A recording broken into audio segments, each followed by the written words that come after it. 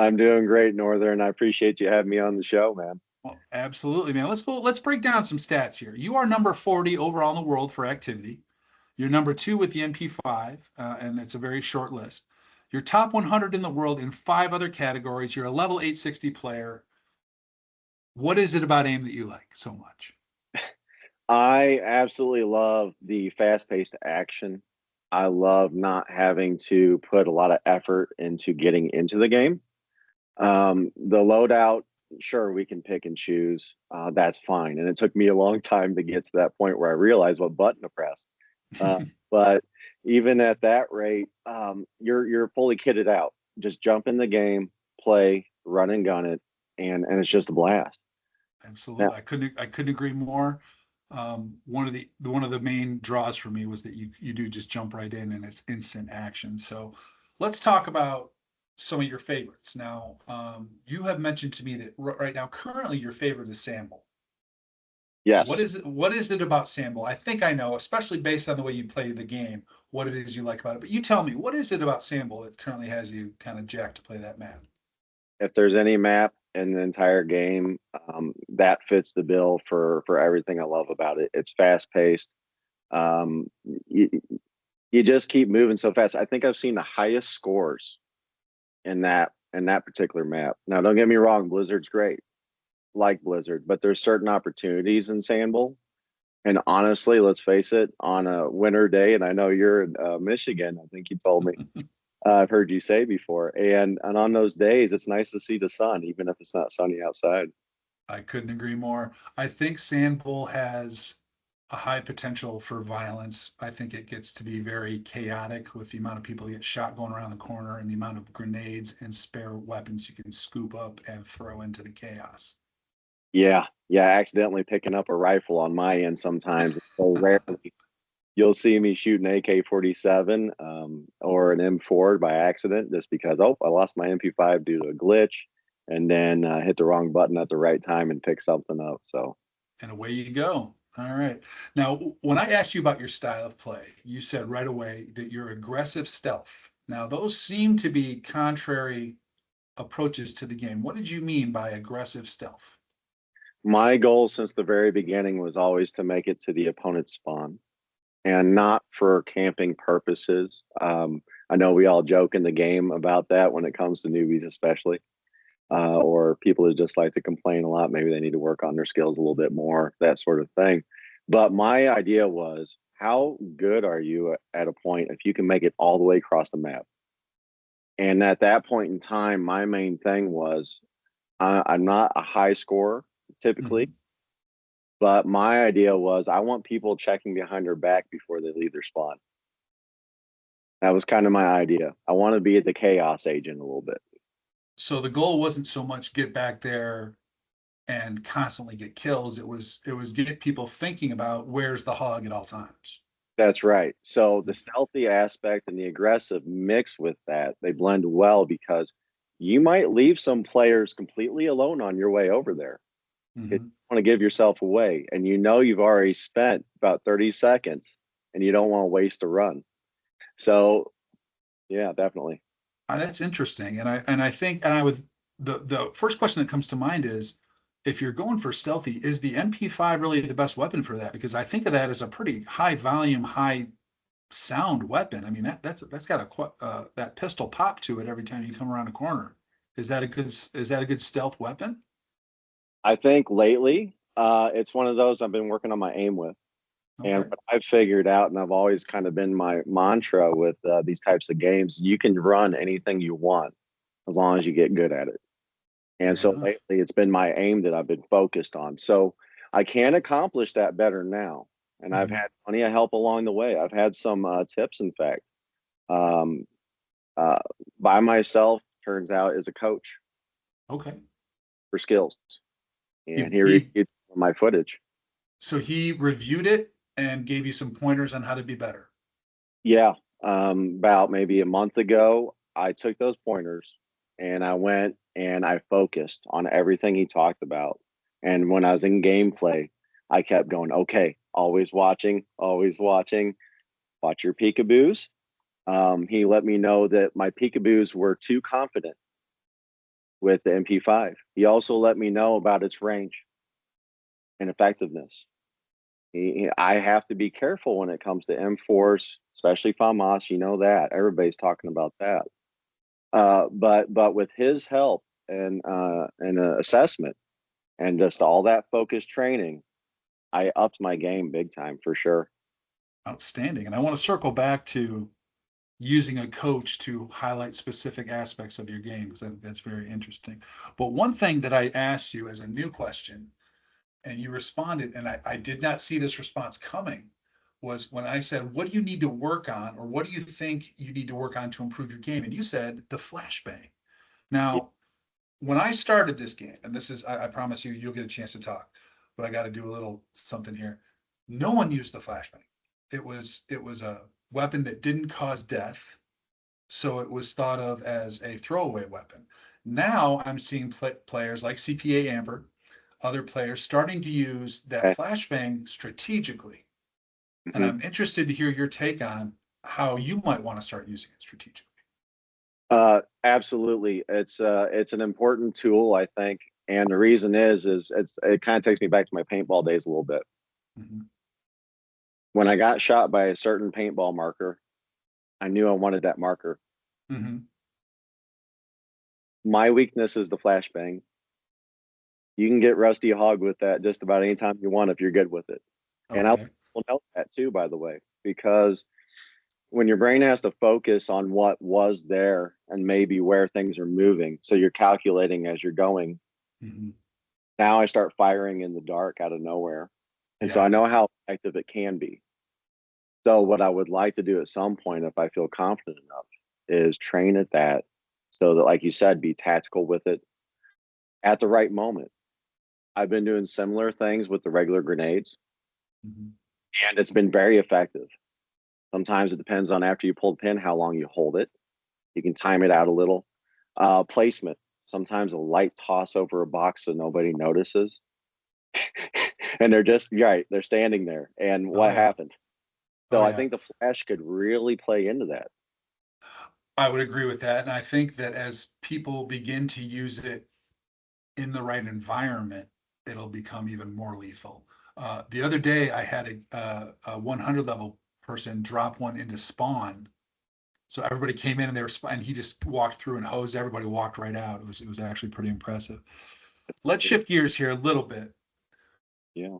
There's always a gun or a weapon that, not that you're scared of or not that you're afraid of, but it's a complicated, or it's a gun that you know you have to commit to get good at.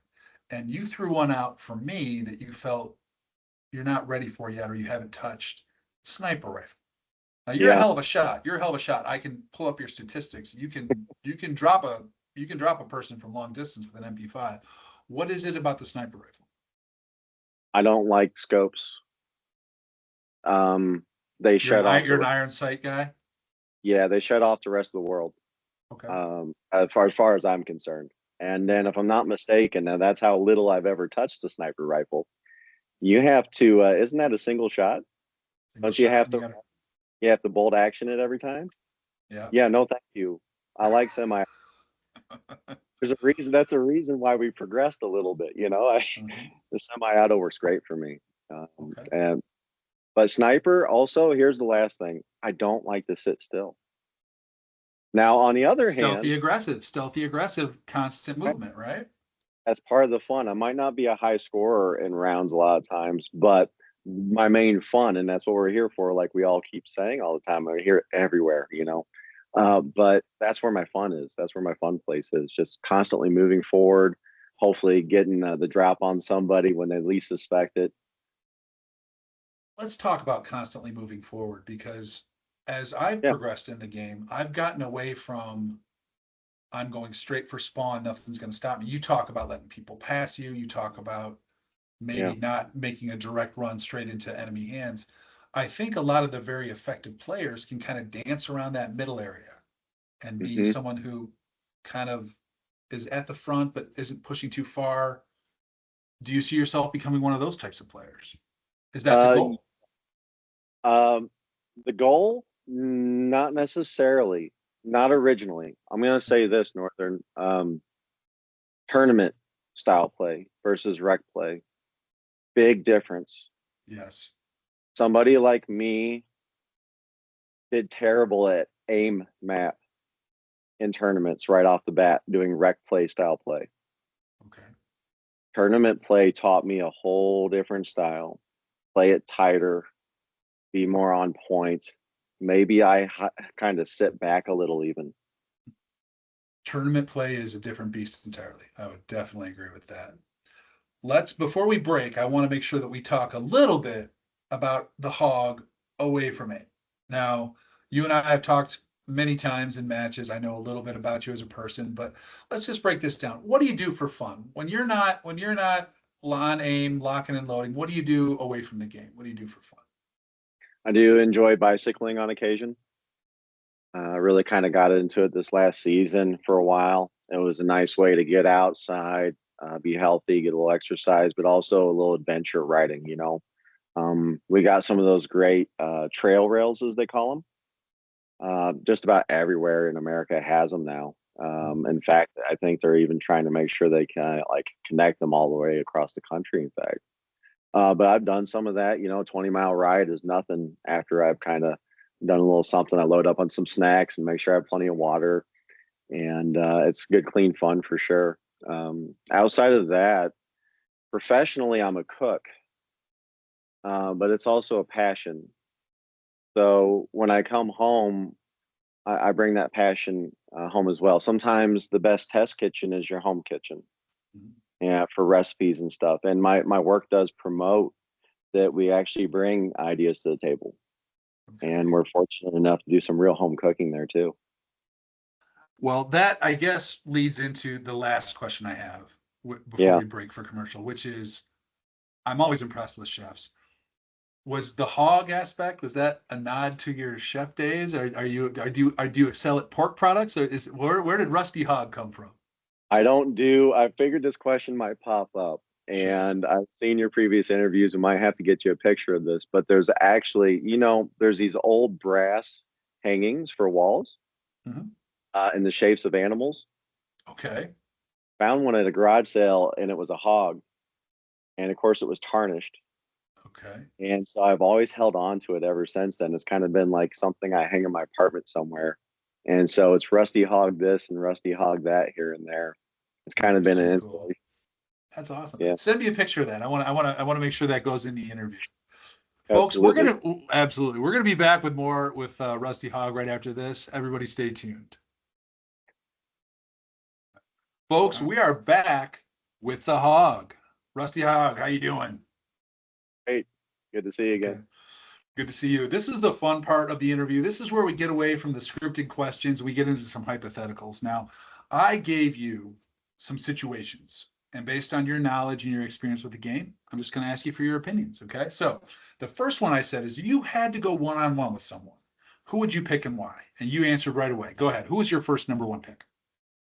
Pick 1v1, Mouse Rat 44, no doubt about it. And what about that match would be fun for you? First off, I've done it before. Okay. All right. There was one time I was playing with somebody that you know too, Mad City. I remember one time you said, long name, what should we call you? But Mad was saying, "Hey, let's hop to another server, Rusty." And I said, "Sure, why not?"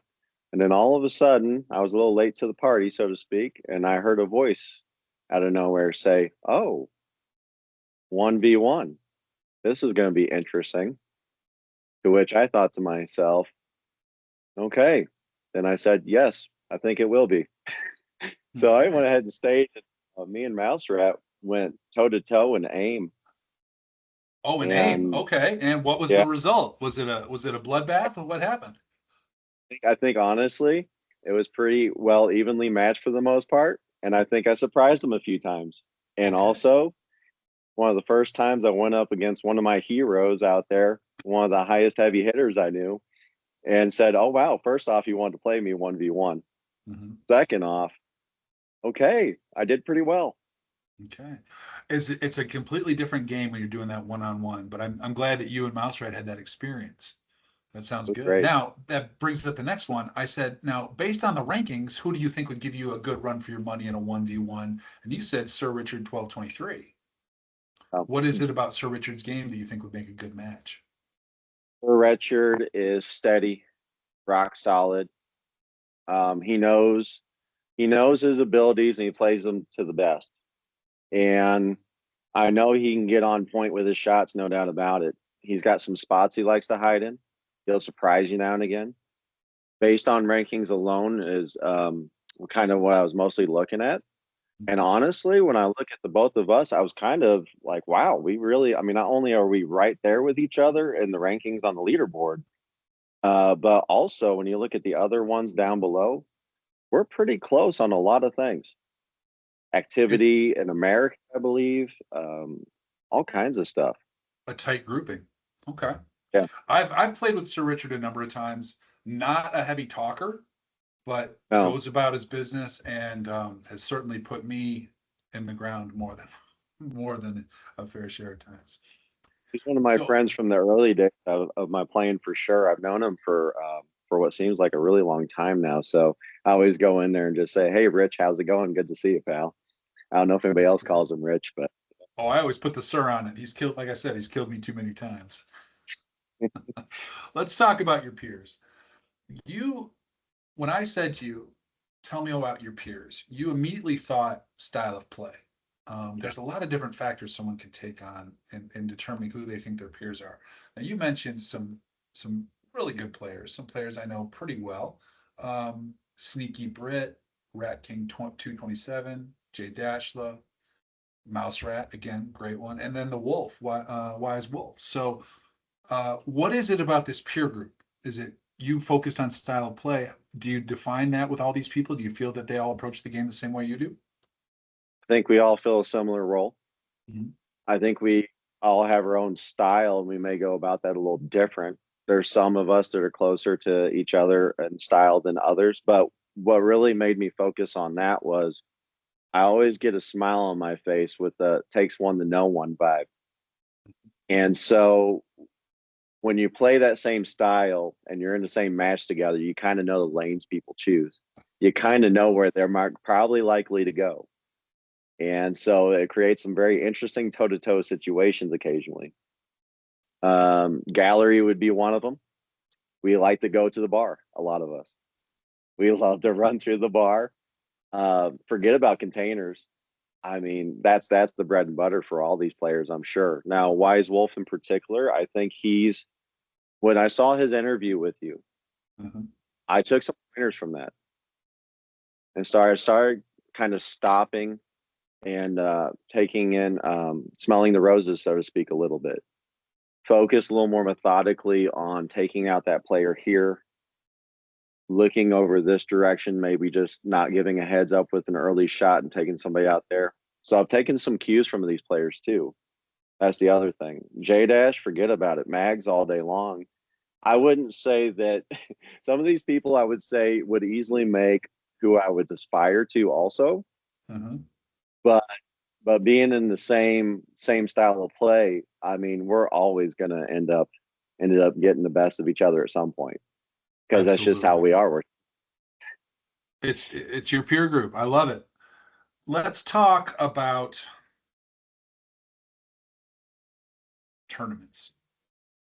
You get asked to play in tournaments, I would think, based on your level of play. Is that true? uh, the first time I got in, I went out on a limb and I asked about it. I'll never forget. It was about 5 months ago, and Bubbly was there, and it turns out Murdoch's 88 was there too. I believe Nat Dog was too, and Bubbly was talking a little bit about it. And finally, I said, "Yeah, I remember my paintball days. I bet they could use some substitution players." So I just went ahead, and I wasn't real talkative at that point, but I went out and Mhm. said, "Hey, if you guys ever need any subs?" Well, in that conversation out in the open to Bubbly, uh, I guess Murdoch's took to it, and he actually talked to Leatherneck about getting me in for run and gun for fun. Beautiful. Yeah, Do they ever ask you to switch out away from the MP5? actually, in run and gun for fun, I ended up in taking on a player role in season 3, and for that particular season that just finished here in November, um, my MP5 was an advantage based on the Okay. rule. because it fit. Well, we're getting a little away from FAMAS, right? There's a lot of controversy on that. So in a world where most people like to rock the FAMAS and the M4, and the rules get a little more particular, the MP5 serves a niche role, Yes. like the Mac 10 would, just like something else. So in a way, I became something that fit the bill just perfect for a certain, I mean, you don't want a bunch of those players on each team because we don't perform as well in the tournament style, typically speaking. But at the same time, they need somebody who's not this or not that also.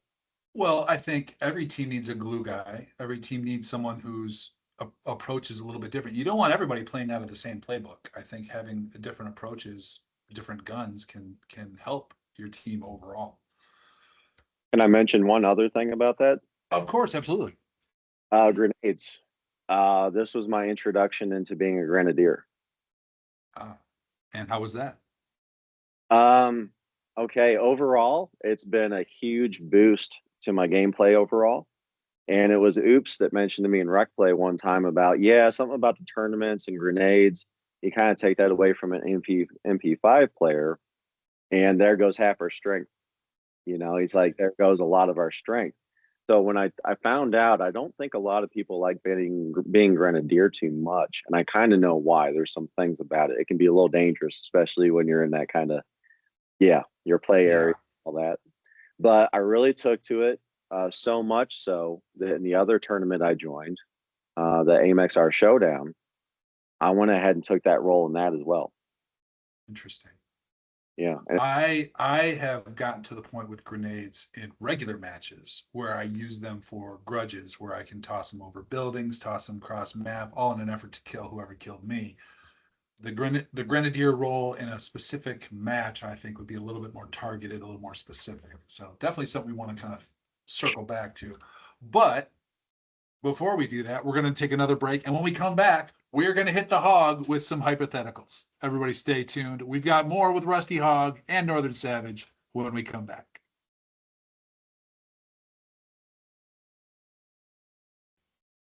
Folks, we are back with the Hog, Rusty Hog, talking to Talking While Aiming, talking about some situations that we put together for him.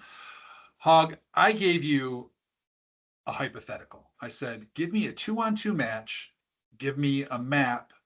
Say that you had the opportunity to have a bird's eye view of a 2-on-2 match that you could watch as an observer. Who would you pick and why? You didn't hesitate. You gave me 4 people that I think turned out to be a pretty good match. You said Sika 100, one of a great Mac 10 players, and J Stray, very popular player. And you versed them, Olga Abrams, great Russian player. Niet says it all the time. And Yes. By Myself. But you made a change to By Myself. So I'm gonna turn it over to you. Tell me why you picked these 4 players, why you think this would be a good match, and tell me what the outcome's going to be. So you and I both like stats. That's no secret on your part, and now I'm out there with it too. J Stray and Olga, honestly, when you look at the M4 compared to both of them, they're only off by 2% on headshot rate. Okay. 22 versus 20. If you look at the overall, Jay's got an overall higher, but if you just look at the M4 suppressed, it's just that little difference. I also know how they both play. That was the other part. To have a match like this and talk about it, I really got to know the play styles. I really got to Yes. know something more. Now, Sika 100, no doubt about it. One of the best dancers out there, no doubt about it, as I like to say. I mean, they just the boo, boo, boo, boo. Yeah, Oh my right. God. So The good. controllers are probably replaced like every couple of months, right? I don't doubt it. Self as well. By Myself, no doubt about it. Now, if you look at these two together on paper, Sika's got a 19% headshot rate on the Mac 10. By Myself, 16% headshot rate on the FAMAS. Now, this is what I found interesting about By Myself, and I have no doubt this would be the case. He's impressive. You go down to M4, he's up to 53% headshot rate. You're kidding. No, I looked it up. That's Go impressive. down to That's Mac 10, he's 28% headshot rate. So I say to myself, the FAMAS has a little bit higher damage, but then By Myself kind of cancels some of the other stuff out, right? mhm. So I found it questionable on which to give them with. So I think I would ultimately like to see them play with their primary weapons. Now, with that being said, I know Olga is always charging forward. She's great headshot rates. She's always getting good clean shots, always motivating, moving forward. By myself, plays those peekaboos, plays those angles really Those tight. tight angles, yeah. Yeah, no doubt about it. Sika, she'll jump out there and surprise you. And if you catch her, you better be quick because we both know she's going to dance. So I knew as far as an exciting match goes, no doubt about it. I want him. Jay Stray, a phenomenal player, no doubt about it. He can play mid. He can play forward if he really wants to. And of course, he can always play snipe. He'll Well, get let's about what? Go he's ahead. too good. Yeah, he's a very, very good player. I can't disagree with any of these players. Do you think with a 2-on-2 and the map, because I mean you can get on the roof, you can spawn up on the wall, you can Yeah. spread out in a 2v2. Is this going to become to the advantage of the people that can play those tight corners that can get around the corner and find somebody quick, or do you feel like it's going to be all four of these players are equally matched? I have some experience in 2v2. I'm currently in Omar's tournament as well. Me and Colleen 7428. And the 2v2 is without a doubt a tough one. The smaller the numbers get, in my opinion, the tougher the match.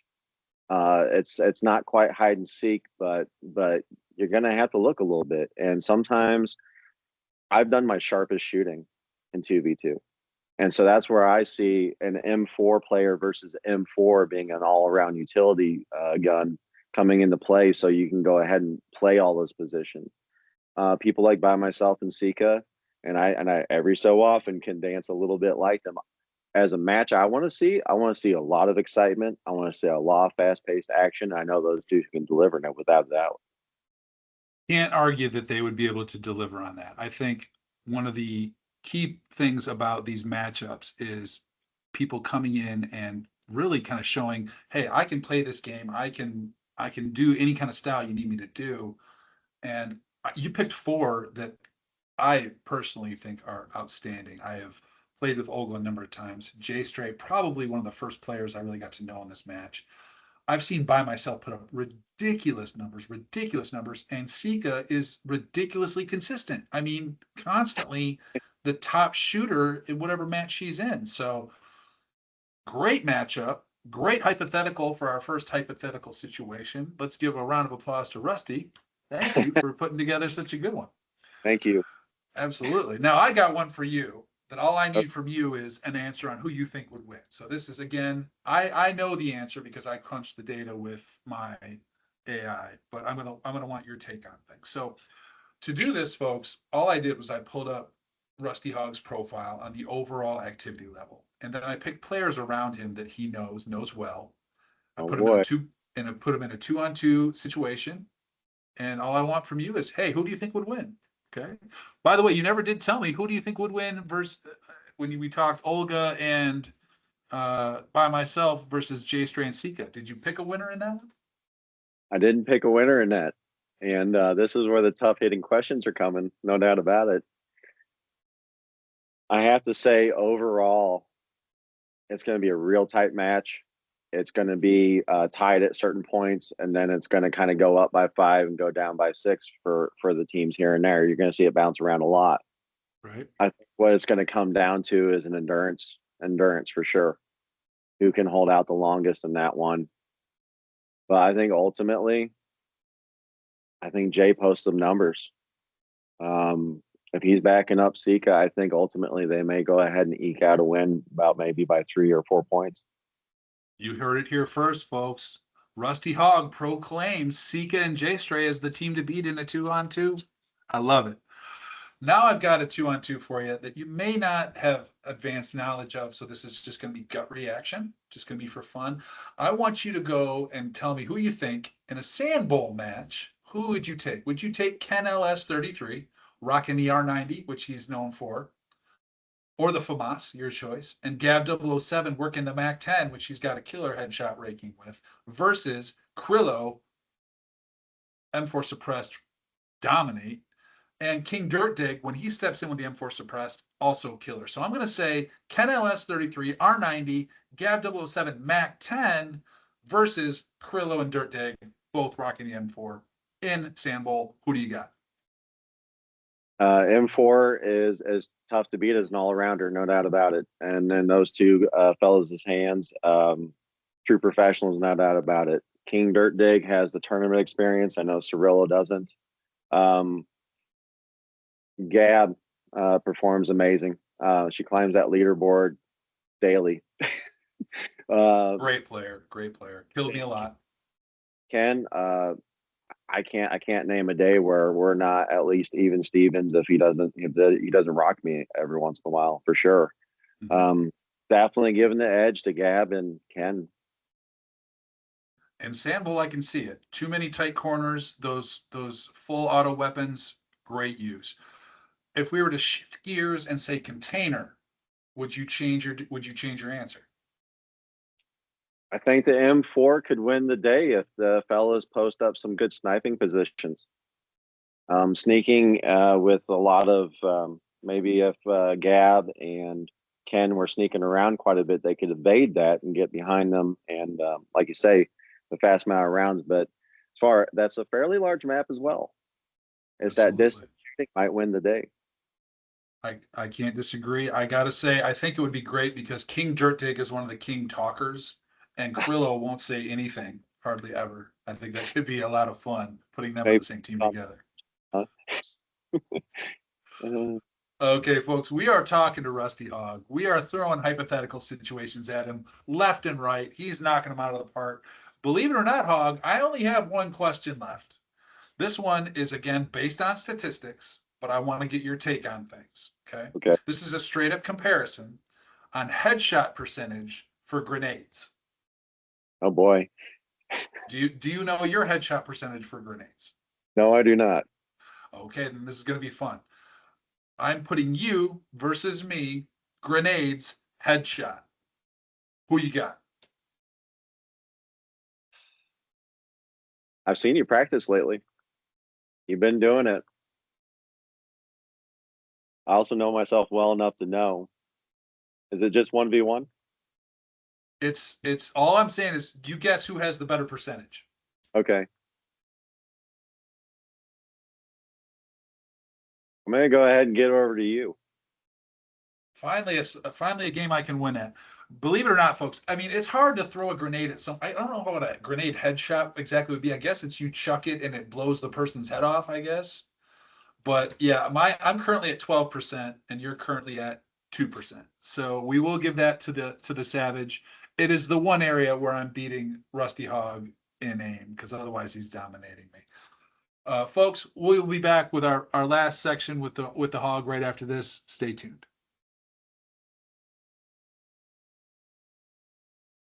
All right. Welcome back to our final section of the day with Rusty Hog. This is the section where the Savage gives a few shout outs and we let our guests do a few shout outs as well. So many up and coming players in this game, so many players that are getting really good, starting to really give some of these higher level players a run for their money. It's important to let them know, hey, we recognize you. We know you're out there. You're real. You're all about it. So, Hog, while you're thinking of year three, I'm going to give my shout outs from a hell of a match the other night. I'm going to go and throw out there min.us. Great player. Had a great match against me the other day. Mythic Taco. Great name and a great run. Had a great run with him the other day. And then this one guy, and I'm hoping I'm getting this spelling right, is Proxy 165. Is only a 100 level player, but he threw up an impressive 75 the other day. So actually just a really solid player. So there's three up and comers that really have shown some pretty good, stuff to me as I've been playing them in some of these open matches. Hog, who do you got on your list? Who's getting the shout outs from the Rusty Hog today? One person who's fairly low key at this point is Marco Kane. And I've run Not a into this. player I'm familiar with. Yeah, I think I'm not quite sure what level he is, but every time I run into him, it's a real chill time. He seems like he's very polite. He seems real enjoyable to play with. The thing is I just love running into him because it's always a good time with him. We have a little back and forth, and we can kind of, the usual.